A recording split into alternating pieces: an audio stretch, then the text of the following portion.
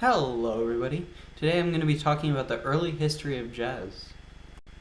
So, what is jazz? Better question, what isn't jazz?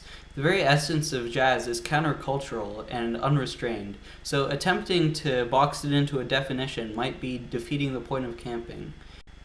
Jazz is this musical and cultural phenomenon, ever evolving and assimilating, and it is widely accepted to have its origins in West Africa. Part of the West African musical culture in the late 19th century were polyrhythms and a heterogeneous sound. If you didn't know, polyrhythms are when different voices play different rhythms in the same piece at the same time. So here's what it would sound like. So this hand is doing, got it? And then this hand is doing, right? So if you put them together, this is what it is.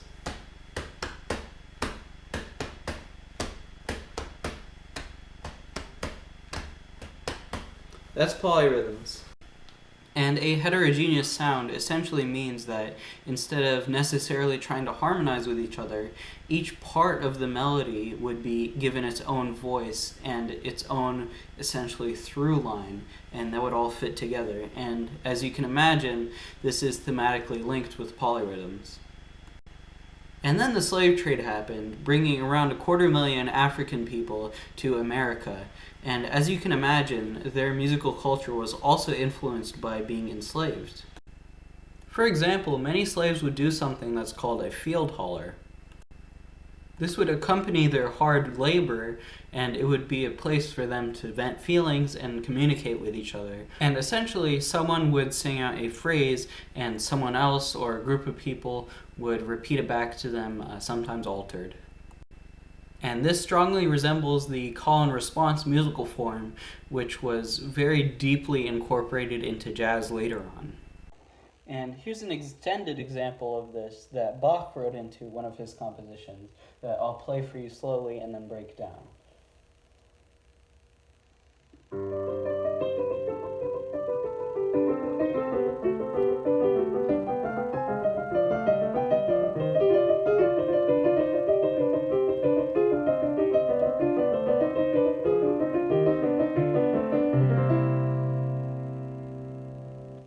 Okay, that might not seem like call and response to you, but let me just play the right hand and then the left hand, and let me know if you hear a resemblance.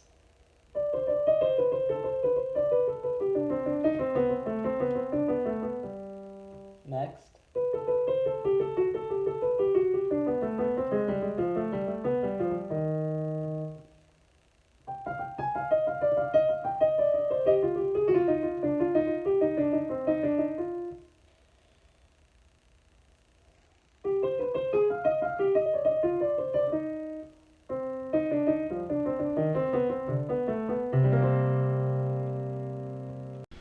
However, unlike classical, jazz was highly improvisational and had a great deal of audience participation. Therefore, this call and response structure contributed to an overall air and theme of conversationalism in the genre. Blues soon developed, which were simple musically but complex emotionally. They essentially allowed the singer or the performer to express their individual deep pain, oppression, poverty, longing, and desire. These were often in the form of stories, and even though black people at that time period were being very heavily oppressed, it didn't always have to do with that. It could just be about a person's individual struggles, and blues typically conveyed that without being overly self-pitying. Meanwhile, in the 1890s, a genre called ragtime developed, which was showy, virtuosic, and highly syncopated.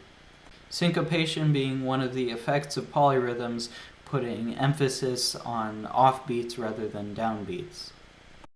This could be seen as an optimistic rejection of melancholy by black Americans, but it could also be seen as them trying to appeal to a wider audience by taking their black experience out of it and just being all happy, happy, joy, joy. And if interpreted that way, it would be successful because white audiences really did enjoy it. Between 1920 and 1933 was Prohibition, which actually aided in jazz's wide appeal because jazz is highly countercultural and jazz was often played at speakeasies. Jazz was really starting to get into the public consciousness at this time, around 1900 to 1920, being especially associated with the Storyville district, which was a red light district in New Orleans, Louisiana during that time. The edginess and somewhat rebellious nature of jazz was controversial at that time. For example, in 1927, the New York Times printed an opinion piece saying that white races must drop jazz, that jazz is a primitive method, and that it's essentially an attack on the white race's prestige.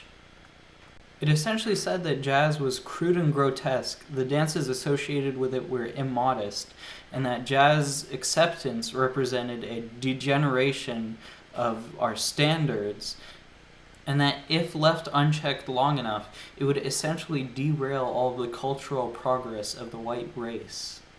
Still, New Orleans, Louisiana was instrumental in jazz's development and is viewed by many as being the birthplace of jazz. This is where the legendary Louis Armstrong lived, and also the original Dixieland Jazz Band, which were from New Orleans, recorded the first jazz recording. They were an all-white jazz band, and so that really helped it gain popularity among whites. More than that, the city was essentially a melting pot of African, European, and Caribbean cultures, granting jazz many opportunities to mutate and also a lot more influence. Around the same time, from the 1910s to the 70s, an event was happening called the Great Migration, in which around 6 million African Americans migrated north, especially to Chicago and New York, where they were given economic opportunities and almost a pseudo-celebrity status. And this allowed jazz to grow further due to more exposure and collaboration among musicians and cultures. For example, jazz evolved an offshoot known as orchestral jazz. Later in the swing era, big jazz bands and orchestras became more commonplace, especially due to people like Duke Ellington and Count Basie introducing more sophisticated and experimental arrangements. And that's where I'm going to cut off this video on the development of early jazz. Jazz has the ability to mutate itself and to remain relevant timelessly. It grants itself longevity by being incompatible fundamentally with strict organization and categorization, and it just assimilates a range of styles and influences. Jazz does have some identifying features which we went over. For example, the use of brass instruments, polyrhythmic structures, an emphasis on individual expression, and improvisation identifies jazz unmistakably as its own unique musical genre. However, I would like to see jazz as more of a cultural phenomenon rather than a strictly musical one. Thanks for watching.